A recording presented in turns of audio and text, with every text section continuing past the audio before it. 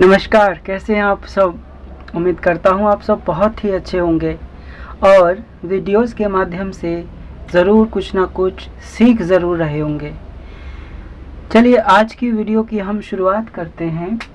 आज की वीडियो में हम अर्थशास्त्र और सांख्यिकी विषय के दो अद्भुत शब्दों के बारे में सीखने जा रहे हैं। पहला हमारा शब्द है शुद्ध आंकड़े क्या होते हैं।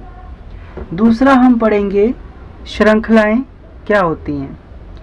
आइए इसकी शुरुआत करते हैं। शुद्ध आंकड़े, देखिए सांख्यिकी के अंदर जैसा कि हम सबको पता है कि यह आंकड़ों पर आधारित होता है और आंकड़ों को समूहों के रूप में व्यक्त करता है। जब हम प्राथमिक आंकड़े एकत्रित करते हैं तो वे शुद्ध रूप में होते हैं, क्योंकि प्राथमिक आंकड़े मौलिक होते हैं। शुद्ध रूप में आंकड़े विभिन्न प्रकार के हो सकते हैं, आगे पीछे ऊपर या नीचे की श्रृंखलाओं में हो सकते हैं। जैसे 40, 60, 20, 30, 15, 30, 35, 40, 75। अब ये आंकड़े हमारे एक प्रकार से अव्यवस्थित हैं, इसीलिए हमने इनको शुद्ध कहा है। शुद्ध का मतलब है यहाँ पर अभी इनके ऊपर कोई काम नहीं किया गया है, अभी ये अपने मौलिक रूप में विद्यमान हैं।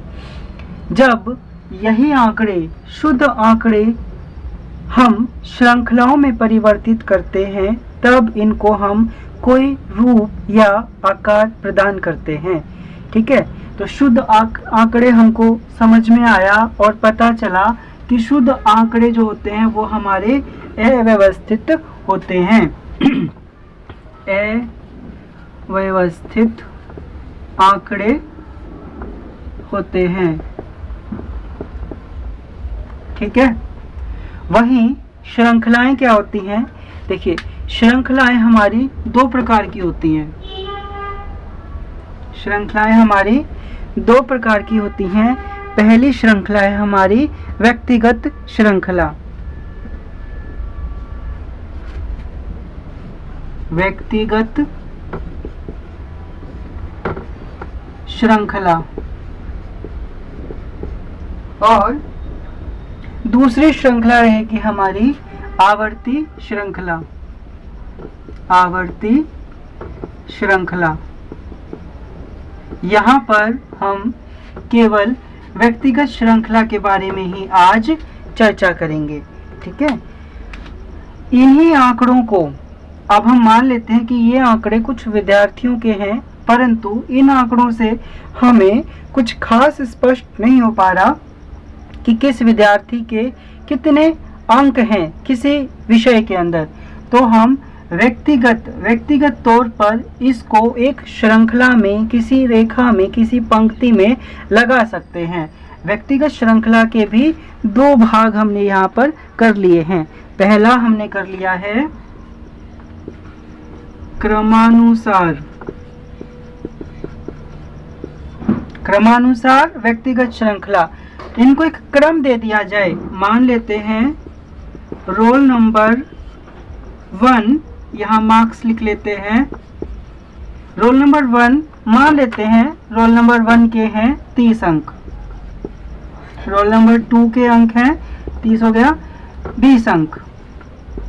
ठीक है, रोल नंबर 3 के अंक हैं 60 अंक, रोल नंबर 4 के अंक हैं 15, 5 के 20 हो गया, 60 हो गया, 15 हो गया, 30 अंक, 6 के 35, 7 के 75, 8 के 40, ये सारे हो गए, और 9 के भी 40। ठीक है, ये हो गया हमारा क्रमानुसार कि हमने ये क्रम के हिसाब से, क्रम संख्या 1, 2, 3, 4 ऐसे क्रम के हिसाब से इनको व्यवस्थित कर दिया। तो ये हो गई हमारी श्रृंखला के रूप में व्यक्तिगत श्रृंखला क्रमानुसार। ठीक है, अगला देखते हैं इसी के अंदर, ये व्यक्तिगत श्रृंखला का ही है अगला देखते हैं इसके अंदर, अगला क्या उदाहरण हो सकता है इसका। अगला है आरोही, नंबर 2, आरोही या अवरोही क्रम के अनुसार। आरोही या अवरोही क्रम के अनुसार क्या होगा, देखिए रोल नंबर तो यही रहेंगे, है ना। जैसे रोल नंबर यहाँ लिख लेते हैं, रोल नंबर 1 2 3 4 5 6 7 8 और 9, ठीक है। आरोही क्या होता है, असेंडिंग ऑर्डर, मतलब छोटे अंक पहले बड़े अंक बाद में। अवरोही बड़े अंक पहले और छोटे अंक सबसे बाद में। आरोही क्रम देखते हैं हम असेंडिंग ऑर्डर में। सबसे छोटी संख्या हम देखते हैं 15 है यहाँ पर, उसके बाद फिर 20 है, तो यहाँ लिख लेते हैं मार्क्स, ठीक है।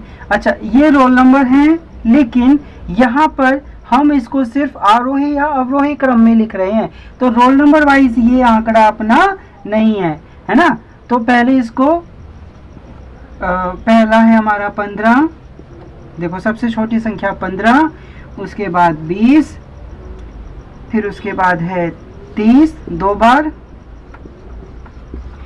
उसके बाद है 30 हो गया, फिर है 35, फिर है 40 दो बार, है ना।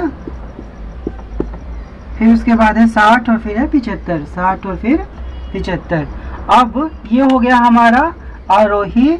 अवरोही क्या होगा, उल्टा, जो सबसे बड़ा है वो सबसे पहले आ जाएगा, जो सबसे छोटा है वो सबसे अंत में आ जाएगा। अवरोही के हैं ये मार्क्स क्या, 75, नीचे से शुरू कर देंगे ना, 60, अगेन 42 टाइम्स, 35, 32 टाइम्स, है ना, 20 एंड 15। ये हो गया हमारा अवरोही।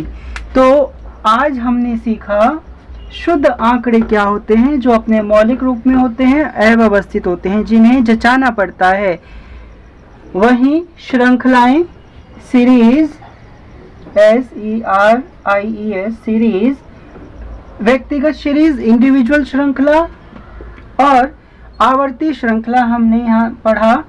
आवर्ती श्रृंखला हम बाद में करेंगे। व्यक्तिगत श्रृंखला में क्रमानुसार एक क्रम के हिसाब से दे दिया इनको। आरोही के अंदर हमने इनको सबसे छोटे, फिर उससे बड़े, फिर उससे भी बड़े, इस हिसाब से इनको लिया है। और अवरोही में हमने सबसे बड़े को पहले लिया है, फिर उसके बाद सबसे छोटे को और अंत में सबसे छोटे को। इस प्रकार से हमने ये डाटा लिया है। हम पढ़ रहे हैं अर्थशास्त्र और सांख्यिकी विषय। उम्मीद करता हूँ आपको अच्छे से समझ में आया होगा। आज की वीडियो में फ़िलहाल इतना ही, मिलेंगे अगली वीडियो में। लेकिन उससे पहले यदि आप चैनल पर नए आए हैं तो जल्दी से चैनल को सब्सक्राइब कर लीजिए। वीडियो यदि आपको अच्छी लगी हो तो जल्दी से वीडियो को लाइक कीजिए, कमेंट और शेयर करना मत भूलिएगा। मिलेंगे नेक्स्ट वीडियो में। Till then take care.